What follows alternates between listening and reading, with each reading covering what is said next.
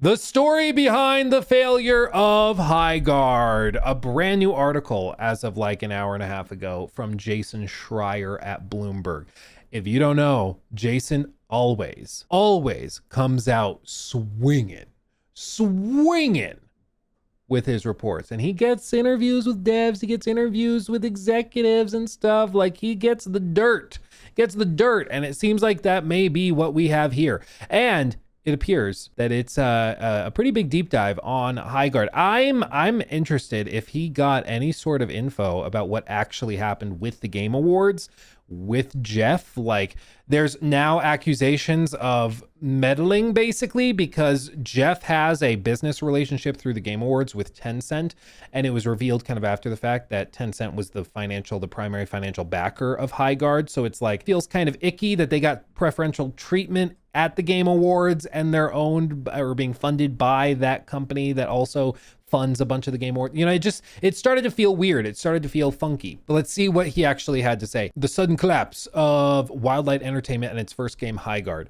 Wildlight's demise. On a warm evening this past December in Los Angeles, employees from the video game studio Wildlight Entertainment gathered in a lobby bar of the JW Marriott. They just announced their new game, Highguard, at the Game Awards, hosted inside a theater next door. Now was the time to drink and celebrate. At the same time, a less upbeat story was unfolding on the internet, where the reveal of Highguard was met with a flood of negative comments. Viewers questioned why the Game Awards' final announcement was yet another multiplayer shooter. Some even drew comparisons to Concord, the infamous PlayStation game that flopped so badly it was removed from stores less than 2 weeks after its debut. Which, again, I just have to say, I think it's freaking hilarious that Concord has kind of turned into a slur. It's kind of funny that game was supposed to be the second coming. It was supposed to be their version of Star Wars. You know, Herman wanted it to be their Star Wars as a brand. And now it's like a slur. If a game is revealed and you say Concord 2, that is such a nasty thing to say. There is great weeping, wailing, and gnashing of teeth from game journalists. God forbid IGN hears you say something like that. Oh, they will lose it, dude. It's like not okay.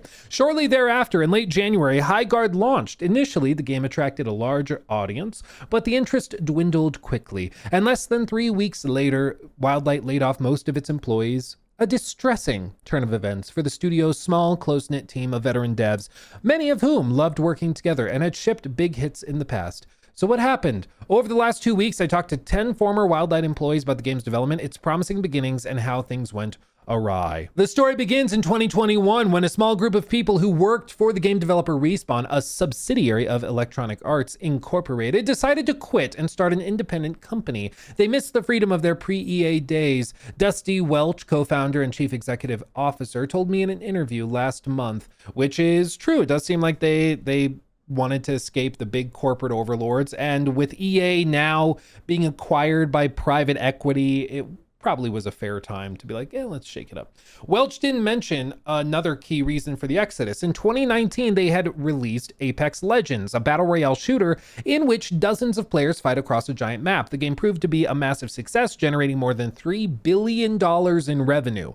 Yet, as sales piled up, some of the creatives who had worked on it felt unhappy that they weren't benefiting enough from the resulting windfall, according to people familiar with what happened, who asked not to be identified, discussing non-public information. So basically, they wanted more money. They felt they weren't making enough money and that EA was taking all of it. This brings me back to what that dev said. Remember, the dev was like, we had a royalty system, and many of us thought this would help us break what did he call it?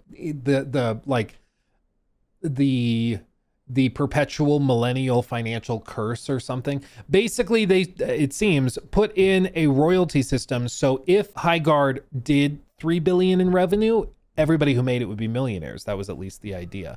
Millennial financial curse, something like, okay, yeah. So that makes sense that they felt they didn't get enough money when the game popped off. So they went and tried to make their own studio to do that. The Wildlight founders decided to do things differently. One of their plans was to set up a profit sharing program so that if the studio did deliver another big success, everyone would benefit. An enticing setup that ultimately helped Welch and his co-founders attract many of their former Respawn colleagues to the new company. This, I think, also, I've described this as like the Tom and Jerry $ eyeballs, where people start to see the potential for making a lot of money, and then they start to think that that's going to happen because they like really, really want that to happen.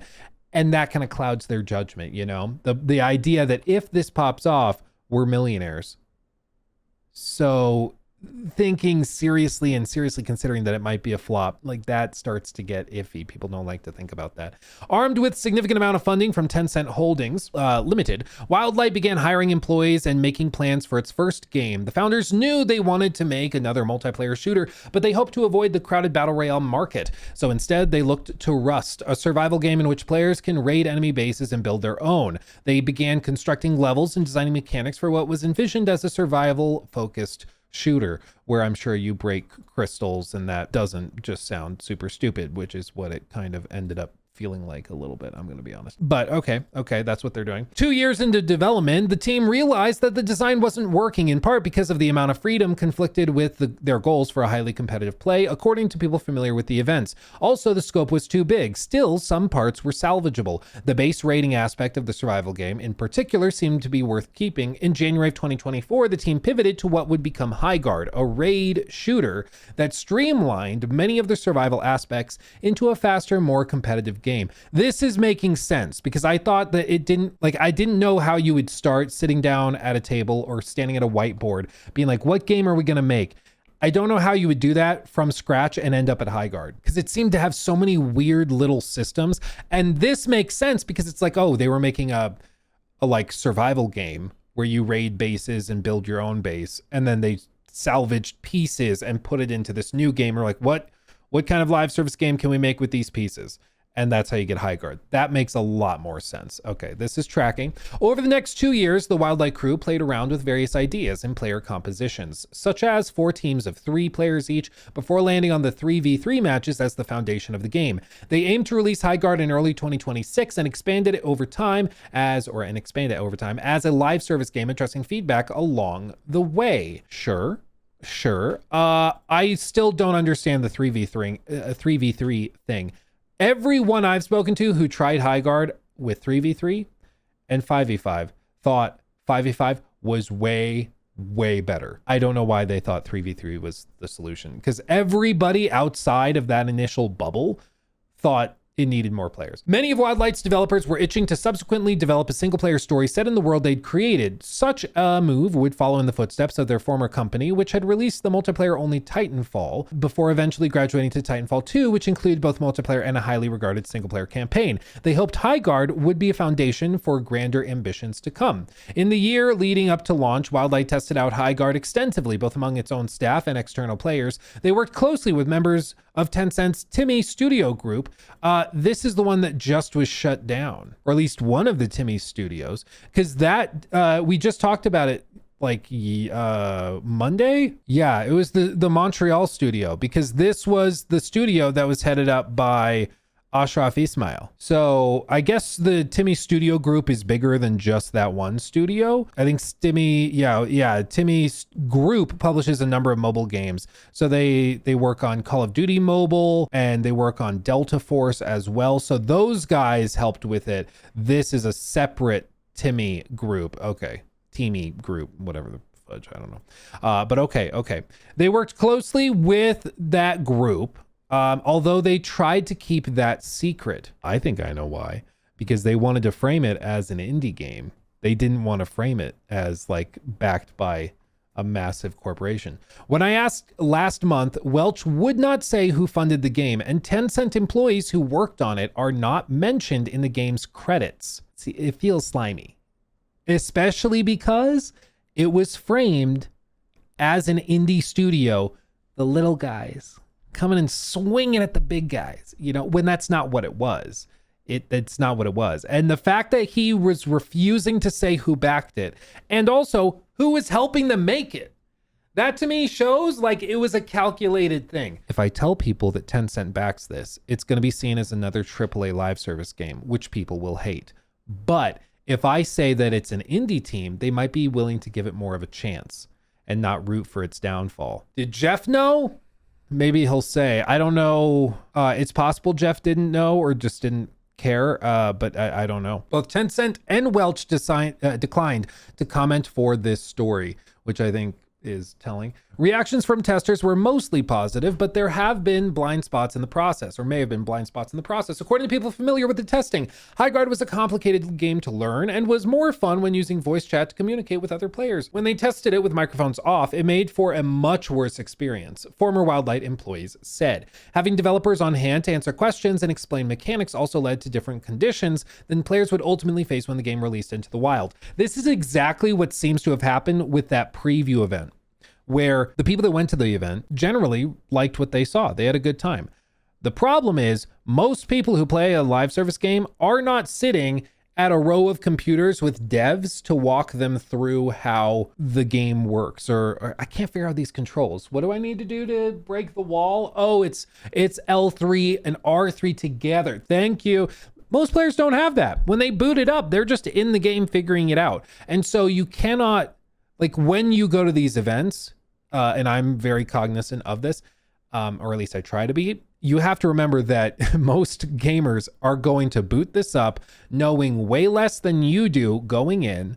They're not going to have a piece of paper that shows what the controls are. They're just going to grab the controller and try to figure it out. And most of them are going to skip past the little tutorial prompts, ignore it, and then get frustrated they don't know the controls. That's how a lot of this stuff happens. And I think that this was one of those situations where players or the studio and the people that were experiencing it in these controlled conditions had very different experiences than the people and like the average player. And it ended up leading to two very different experiences. One solution may have been to open the game up to the outside world to start building a community and garnering feedback from a wider audience, a process that helped other multiplayer games such as Arc Raiders and Battlefield 6 find success. But whenever that notion came up at Wildlight, leadership nixed it. They wanted to recreate what had worked with Apex Legends, which had been kept secret until it was announced and launched at the same time. So they were just married to this idea of redoing Apex Legends, and they refused to consider any alternative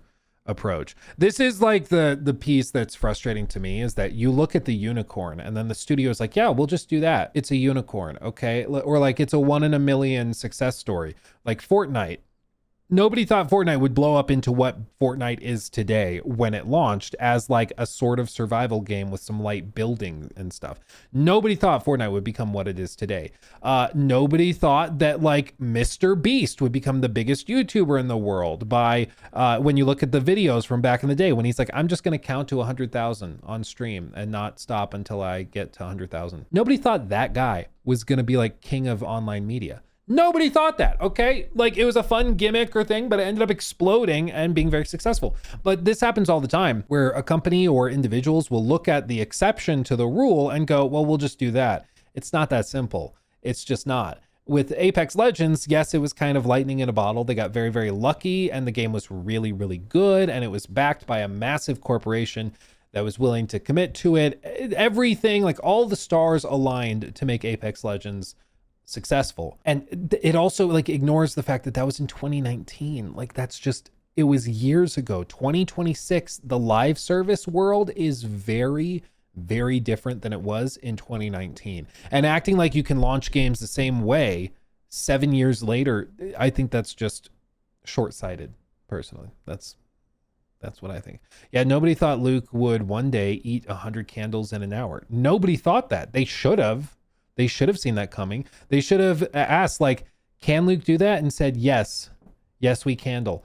And it wouldn't have been a question, but yeah, some people doubt me. As a result, Highguard built the wrong kind of buzz. Last year, when the Game Awards orchestrator Jeff Keighley visited the studio to check out the game, he liked it enough to feature it at his show. But in the 7 weeks between December and the announcement or the December announcement and the January 26th launch, Wildlight stayed quiet, even as gamers online speculated about whether the game might be delayed or canceled. Employees at Wildlight were encouraged to stay off social media where the negativity was amassing. Wildlight leaders hoped that the game would speak for itself, which honestly, and I'll give them this did work at generating a lot of buzz.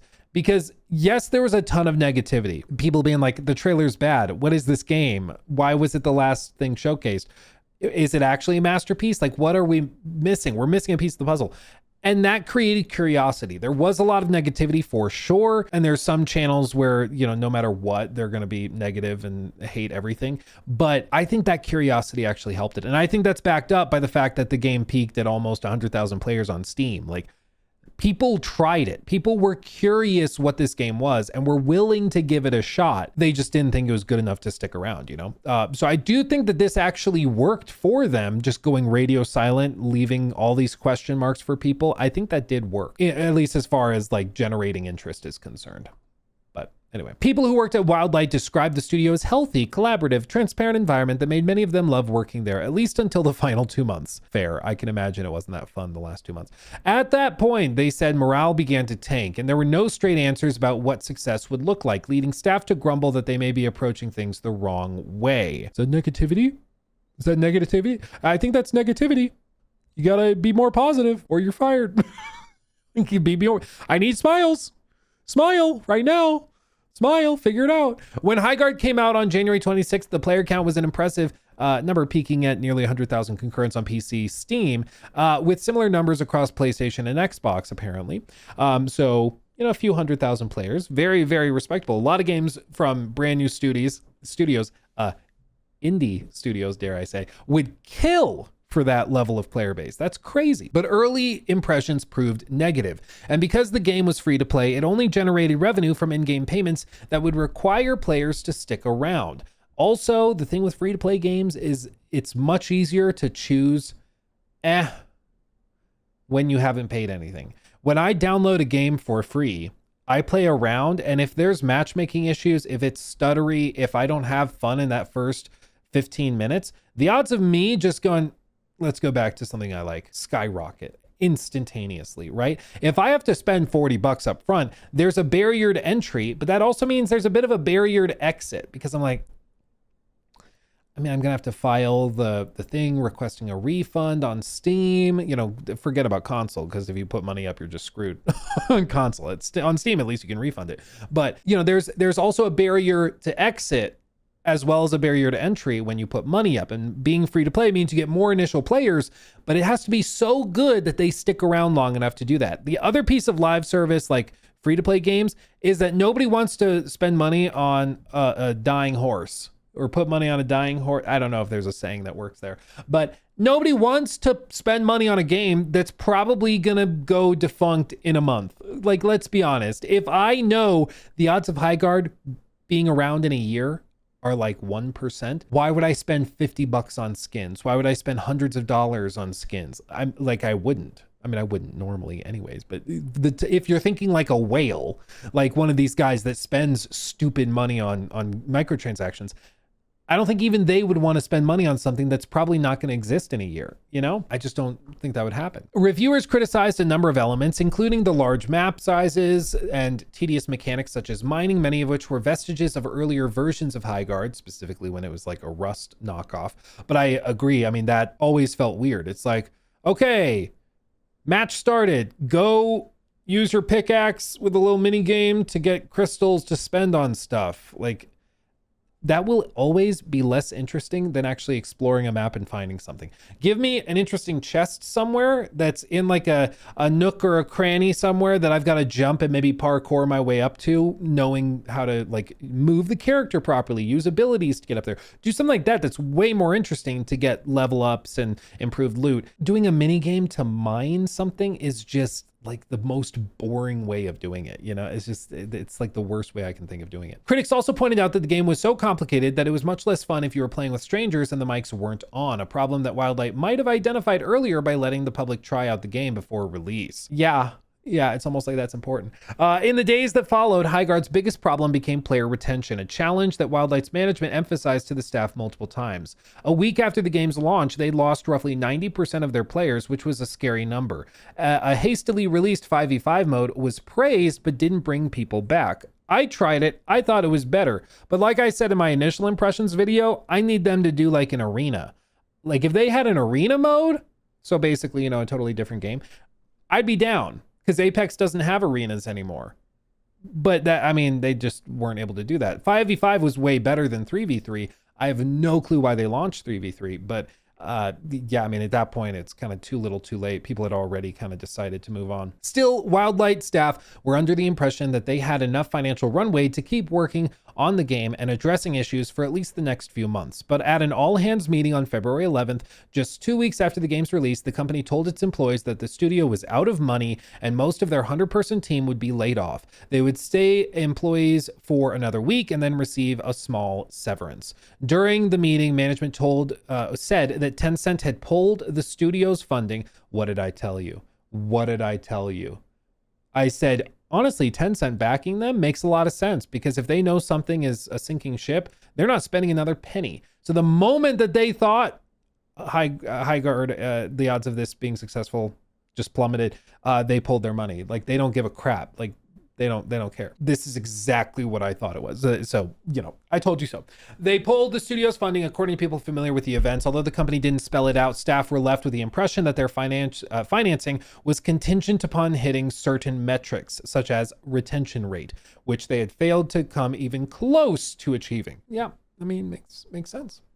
Makes sense. When asked what they thought went wrong, several employees, several former Wildlight developers, used the term hubris, a belief by the company's leadership that they could emulate what had worked in the past with Apex Legends, no matter how much the gaming landscape had changed since then. After all, they'd made one of the last decade's biggest hits. Today, less than 20 people remain at Wildlight. They are continuing to update Highguard with the hope of salvaging the game and bringing players back, although it may be an uphill battle. On Thursday, the game's Steam concurrence had fallen below 600. That is the end of the article. I think hubris is accurate. And that hubris, arrogance, that's something we saw across the board, not just with the studio, but also with the media covering it. This like cocky, holier than thou. What really pissed me off was like the contempt that was exhibited, where it was these people acting as though gamers need to suck it up and play the game because it's free. Stop complaining and play it. Yeah, but you didn't like the trailer, but stop being so judgy. Even though that's like literally the point of a trailer, is for you to judge a game. Delusion also works. Yeah. I would agree. Hubris, I think, is like it's a type of delusion, where it's like, in my view, arrogance and confidence are like two sides of the same coin, but confidence is earned. So if you're truly confident because like you're a pilot, flying 747s, and you have 10,000 hours of experience, you are confident you can fly that plane. Zero question in your mind, because it's been earned. But somebody who's really arrogant and cocky, in my mind, would be the guy that like has flown Microsoft Flight Simulator for a few hours, and it's like, I could land that for sure. When it's like, nope, don't think you could. I think you're being a little stupid. I see one person said, I blame Jeff. I personally, I think Jeff, I've gone back and forth on this, because on the one hand, yeah, we can say like, this is Jeff's fault, it's Jeff. But honestly, I think the reason they hit 97,000 concurrents on Steam was because of Jeff, was because of the placement at the show. Yes, there was a whole lot of discourse around the game that was mostly negative, or at the very least, it wasn't positive. Most of the discourse I saw were people just going, what is this game? Like, why is it being treated the way it is? Why is the media defending it so much? There was just confusion, question marks all over it. But I think all of that discourse started with Jeff putting the game there. I think if the devs had actually gotten, specifically the leadership of the studio, had gotten their wish and they had shadow dropped it, which has been reported that was their plan. If they weren't at the Game Awards, they were going to just shadow drop it on January 26th. I think that would have been a disaster. Like, I think that their peak would have been like 4,000 players, because I don't think anybody cared or would have cared if you had been like, hey, there's a new trailer that just dropped on IGN for a new live service game that nobody can explain what it is. I don't think that does more than like 5,000 players, like, for sure, right? So I think that it wouldn't have gone anywhere, and the player counts would have plummeted just as quickly. And it would have been the same story, but there wouldn't have been eyeballs on it. The fact that they started with 100,000, I think, is because of Jeff. And yeah, him being kind of cocky about it and being like, I'll accept your apologies in 48 hours. That, I think, put even more eyeballs on it. But I think ultimately, like, when you weigh the positives and negatives, it probably helped the game, because it got it in front of way more people than would have played it if it were just shadow dropped out of nowhere. Because, like, let's be completely honest.